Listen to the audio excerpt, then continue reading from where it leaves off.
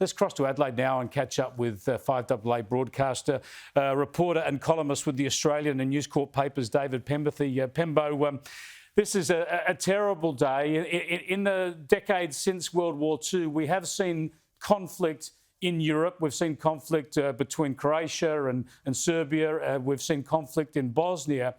But here we're seeing a legitimate superpower, really, in Russia invading another country in Eastern Europe. And it just seems like it's just a terrible step backwards in terms of global history. Yeah, it certainly does, Chris. I've got to admit to finding the whole thing completely overwhelming. The sheer audacity of Putin's actions and his complete disregard for international standards is remarkable.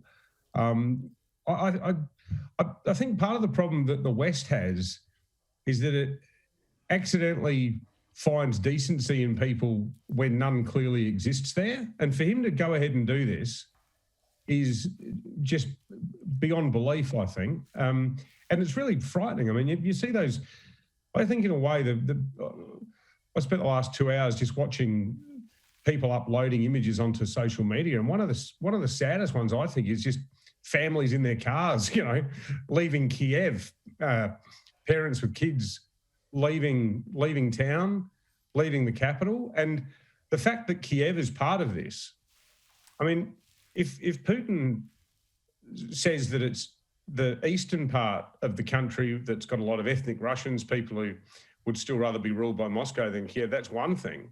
But for him to get to start with such a completely outrageous step of what looks from the footage that we've seen in the reporting thus far to actually attack the capital and, this hooey about it being precision strikes, it doesn't look like that. It just makes you wonder what could come next. And I think in the domestic setting, as we are in Australia on the cusp of an election, this reminds me a lot of 2001 when John Howard was at the time in the views of the pundits marching towards a seemingly inevitable defeat after the by-election setbacks that he had in Queensland and so on, and everybody placing far too much store in the opinion polls. I actually think what is likely to happen now is that great sense of voter unease and inertia could become a very marked factor over the next 3 months in the same way it did in 2001. Well, I think there's a lot in that. I think the coalition has been trusted for good or ill on national security for a long while. And in 2001, with both 9/11 and the Tampa, those issues were brought to the fore. People forget also in 2004, our embassy in Jakarta was bombed and some of our Indonesian staff killed in the election campaign.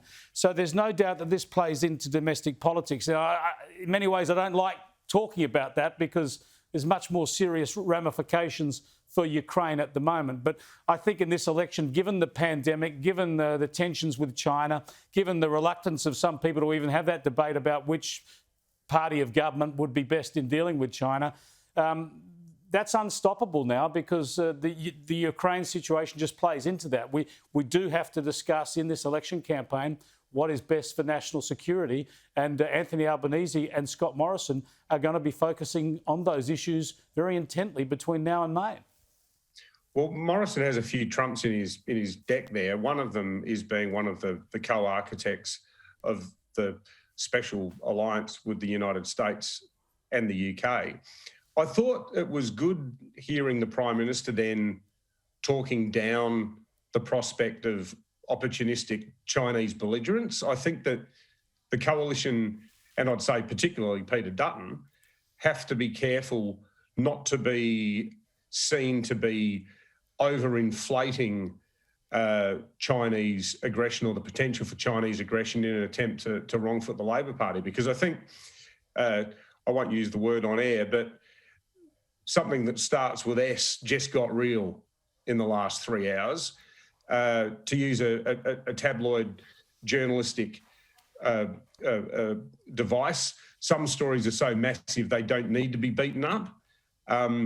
I think that some of the work that Greg Sheridan has done in The Australian, suggesting that the heat needs to be taken out of some of the who's tougher on China stuff, could, in a detached political sense, actually be counterproductive to the national interest. And I thought the PM struck the right tone then, trying to place some distance between what's just happened in Ukraine and the prospect of some sort of opportunistic run on Taiwan by Beijing. Yes, although I think I agree.